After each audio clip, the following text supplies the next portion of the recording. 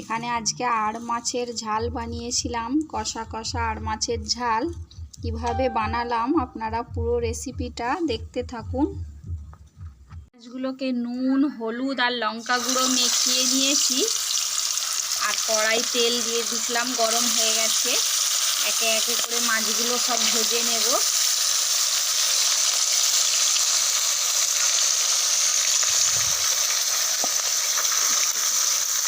মাছগুলো সব ভাজা হয়ে গেছে, তুলে নিচ্ছি।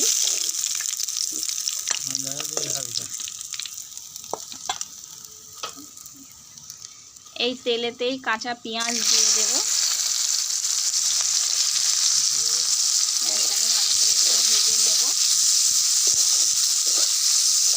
এতে এবারে আদা রসুনের পেস্ট দিয়ে দিয়েছি। এতে এবার টমেটো কুচি আর কাঁচা লঙ্কা কুচিটা দিয়ে দেব।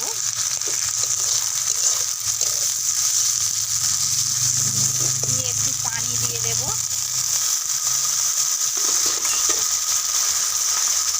একে একে গুঁড়ো মশলাগুলো দিয়ে দেব। নুন, হলুদ গুঁড়ো, লঙ্কা গুঁড়ো, একটু চাপা দিয়ে দেব। টমেটোটা একটু গলে গেছে, এতে এবার জিরে গুঁড়ো দিয়ে দেব আর ধনে গুঁড়ো দিয়ে দেব। দিয়ে মশলাটাকে আর একটু ভালো করে কষিয়ে নেব।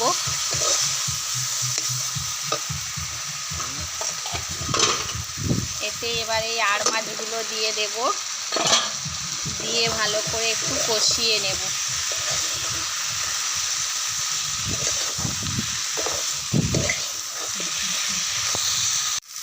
উপর থেকে ধনে পাতা কুচি দিয়ে দেব। দিয়ে এবার পানি দিয়ে দেব।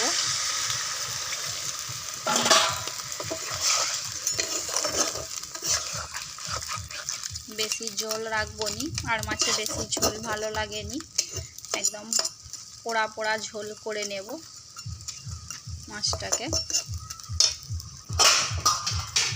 এতে এবার চাপা দিয়ে দেব। আর মাছের ঝালটা এবার হয়ে গেছে, এটাকে এবার নামিয়ে নেব।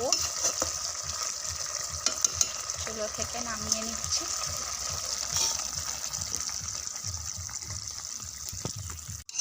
একটা বোলে এটাকে ঢেলে নিচ্ছি।